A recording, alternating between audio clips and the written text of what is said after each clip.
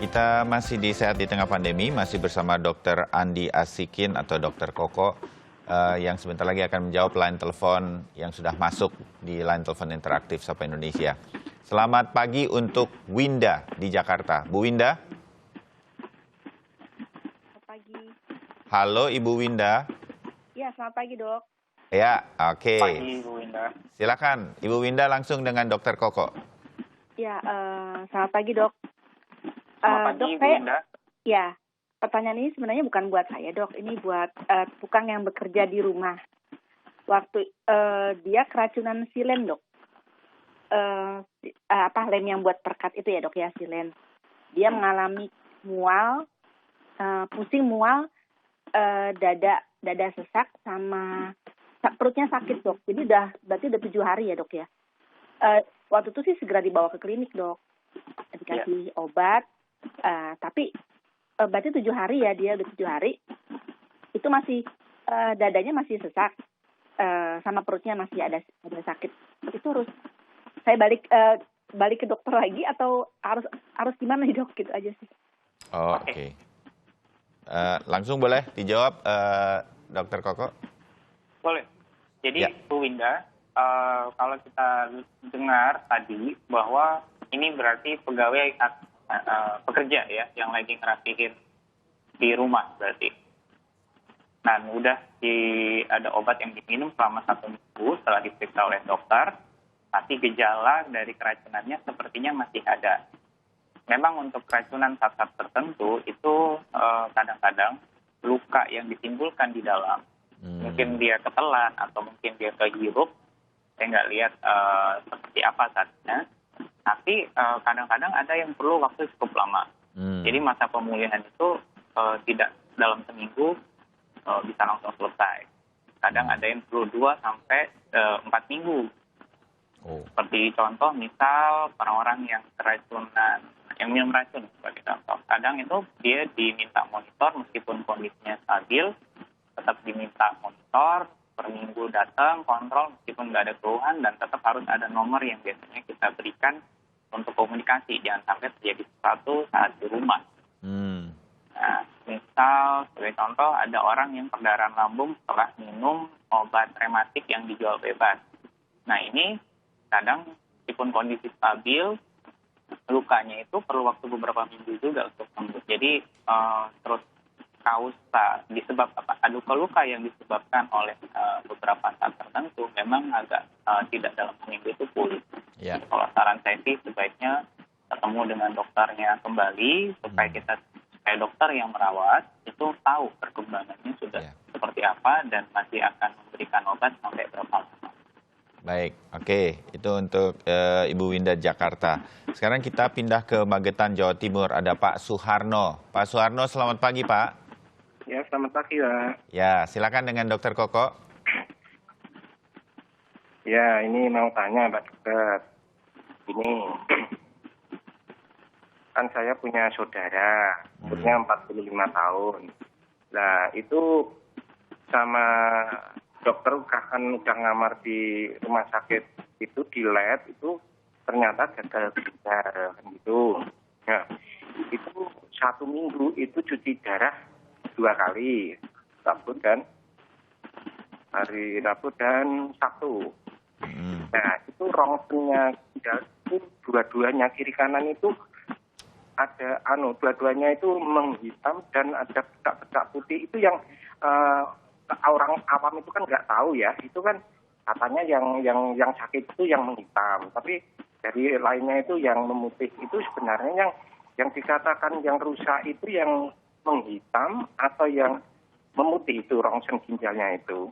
Nah, yang saya tanyakan, gagal ginjal itu bisa sembuh nggak Pak? Ini cuci darah dua kali 1 minggu.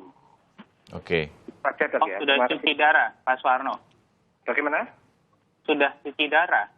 Udah sekitar 4 bulanan, 2 kali terus. Hari Rabu dan hari Sabtu. Sudah berapa lama cuci darahnya, kalau boleh tahu? Udah sekitar 4 bulan, 5 bulan, 4 bulan. Nah itu kan, ya. Oke, Pak Suwarno, saya coba sampaikan beberapa hal terkait dengan informasi yang Pak Suwarno berikan ya. Jadi kalau ginjal manusia itu kan kita punya dua ya, dan gangguan pada ginjal itu ada yang sifatnya akut, dan ini tergantung penyebabnya, sebagian besar itu bisa kembali normal. Tapi mereka yang mengalami gangguan ginjal kronis, penyakit ginjal kronis, biasanya jumlah kemampuan dia untuk berfungsi, jumlah sel-sel sehat yang berfungsi itu dari waktu ke waktu berkurang. Memang ada terapi tertentu, tapi saat ini masih tetap dikembangkan, tapi mostly jumlah kemampuan sel yang mampu untuk berfungsi di ginjal itu makin berkurang. Itu sebabnya biasanya yang begini dia akan menetap. Apalagi kemudian nanti dokternya mulai akan mempertimbangkan apakah ini sudah waktunya untuk membantu fungsi ginjal ini dengan mesin yang ada di luar tubuh. Itu yang disebut sebagai dialisis atau proses cuci darah. Dilakukan sudah 4 bulan, berarti kalau saran saya tentu harus komunikasi ke dokter yang merawat. Apa penyebabnya, bagaimana kemudian prognosisnya. Prognosis itu kira-kira perkembangan ke depan prediksinya bagaimana. Apa yang mesti dilakukan, akan seperti apa yang pasien mesti jalani dari hari ke hari, bagaimana supaya dia tetap bisa melakukan tugas-tugas kesehariannya, melakukan aktivitasnya. Hal-hal itu yang perlu dikomunikasikan barangkali Pak Suwarno. Karena kalau lihat dari gejalanya dan yang disampaikan Pak Suwarno sudah 4 bulan, kemungkinan besar ini sifatnya kronis, berarti kita tentu harus komunikasi bagaimana pasien tetap bisa beraktivitas sehari-hari. Meskipun dengan penyesuaian ya, karena ada hal-hal yang sudah terbatas sekarang. Begini Dokter Koko, kalau soal ginjal ini kan penting bagi kita sebetulnya, kalau bisa jangan sampai ke arah-arah yang berat atau sampai situasi-situasi yang kronis. Apa sih yang kemudian membuat kita bisa menjaga ginjal kita ini untuk tetap baik, istilahnya menjaga kondisinya untuk tetap baik? Itu apa yang harus kita perhatikan? Ada banyak hal, karena yang bisa merusak ginjal juga itu ada banyak. Tapi yang kalau boleh dibilang di beberapa top paling atas ya, topnya ya, top ranknya adalah misal sebagai contoh hipertensi, diabetes. Ini penyakit-penyakit yang kronis yang pada ujungnya nanti dia ikut merusak ginjal dari pasien. Maka sedini mungkin kalau boleh bilang kita harus mencegah orang itu tekanan darah tinggi, tekanan darahnya kita jaga normal dan optimal. Kita cegah gula darah itu tinggi, kendali diabetesnya kita perbaiki. Kalau memang dia sudah sakit, maka kita bantu dengan obat untuk mencegah supaya dia tidak jatuh lebih dalam ke gangguan ginjal tadi. Atau kalaupun dia sudah mengalami gangguan pada fungsi ginjal, itu kita jaga supaya fungsi ginjal ini tidak menurun. Gitu loh. Karena kalau kita biarkan tanpa kontrol, dia akan menurun dengan cepat dan pada akhirnya dia akan perlu bantuan dari luar untuk menjalankan fungsi mengeluarkan racun itu. Jadi kita harus memantau lewat check up fungsi-fungsi organ kita termasuk ginjal ini kondisinya supaya kita tahu segera apa yang harus dilakukan ya, Dokter Koko. Saya langsung ke Ibu Maya di Maumere. Bu Maya, apa kabar? Kabar baik. Selamat pagi, Dokter Selamat pagi. Senang kalau dengar suara Ibu Maya ini segar dan sehat begitu. Silakan Bu Maya dengan Dokter Koko. Apa yang ingin ditanya? Iya, Dokter Koko, selamat pagi. Pagi, Bu Maya. Iya, saya pasien dengan CA mania sinistra, stadium 3B imunial B, invasive carcinoma of NSF tipe grade 3, post MRM post chemo Vaxus epirubicin on hormonal therapy AI aromasin. Pasca MRM jenis tindakan reseksi sinistra kesimpulan YP. T4B, YPN, 3B, YPD, MX. Saat ini saya mengkonsumsi kandesartan, oroskodalat, hidroklorotiside. Pada saat tindakan menyangkut eko jantung ditemukan ada masalah di jantung sebelah kanan sehingga saya diberikan obat mikardis awalnya. Tapi karena satu dan lain hal menyangkut klaim BPJS, cek lab darah, LSD sehingga tidak memenuhi persyaratan. Saya punya ginjal masih baik, lalu diganti dengan Candesartan. Oke, jadi berada 4 obat yang saya minum dari hormonal terapi untuk CA-nya dan 3-nya untuk jantung. Baru-baru ini saya menyelesaikan restaging, observasi evaluasi, dan hasil eko jantung saya baik, denyut jantung baik, tensi saya 4 bulan terakhir juga baik, bagus, dan untuk USG mamai sinistra dextra ikut fototoraks juga. Menurut keterangan dari pihak onkologi juga baik, ya tidak ada metastase untuk saat ini dan artinya dari stadium akhir saya sudah mendapat satu respon baik terhadap perawatan terhadap tubuh saya. Nah, memang untuk saat ini saya belum di radioterapi mengingat saya melihat bahwa situasi habitat yang kurang kondusif buat saya sehingga saya juga menggunakan perasaan, feeling dan komunikasi yang saya bangun dengan beberapa pihak medis, tapi bukan dianjurkan, tapi saya komunikasi yang saya bangun. Oke. Nah, Yang Ibu Maya ingin tanya? Tadi, dokter, saya kalau tidur, tangan saya suka merasa bengkak gitu ya, seperti sakit gitu dokter. Nah, tapi kalau saya sudah mulai berusaha dengan gerakan-gerakan, berusaha untuk melupakan, lalu dia menghilang gitu. Dokter, sebagai ahli psikosomatik, saya ingin tahu bagaimana saya memanage kehidupan saya ini karena apapun saya harus berupaya untuk bisa merasa saya ini orang sehat gitu loh. Saya tidak boleh kembali lagi ke belakang. Sekalipun saya belum melakukan treatment sampai dengan titik akhir. Terima kasih, Dokter Mas Bayu, Dr. Nuwun. Ya, Ibu Maya, terima kasih. Dok, sedikit karena tadi apa kondisi yang dialami oleh Ibu Maya nih apa sih? Karena pasien dengan dokter nih sama-sama dengan bahasa-bahasa yang mungkin pemirsa Sapa Indonesia yang lain perlu tahu secara garis besarnya, Dok. Kalau boleh bilang, Bu Maya, saya sangat salut sama Ibu Maya. Itu pertama ya. Ini Mas Bayu yang disampaikan oleh Ibu Maya itu tadi adalah jenis penyakit yang beliau alami dan jenis treatment yang sudah beliau lakukan bersama dengan tim medis yang merawat.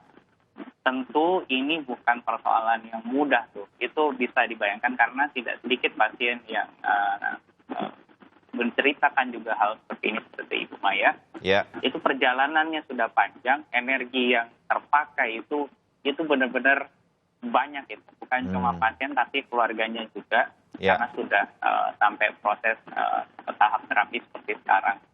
Dan mungkin Ibu Maya menelpon karena tadi Mas Bayu menyebut mengenai psikosomatik. Ya, saya belajar dari guru-guru saya di kedokteran psikosomatik di bidang penyakit dalam. Terutama pada kasus Ibu Maya ini, itu kan kalau untuk urusan fisikalnya, urusan terapeutik ke kankernya itu sudah lengkap lah, ya. Dan tinggal dijalanin aja prosedur-prosedur yang tadi dikemukakan. Problem yang dia tanyakan dari Ibu Maya adalah sebaiknya saya melakukan apa? Dari sisi dia sebagai manusia secara utuh. Ya.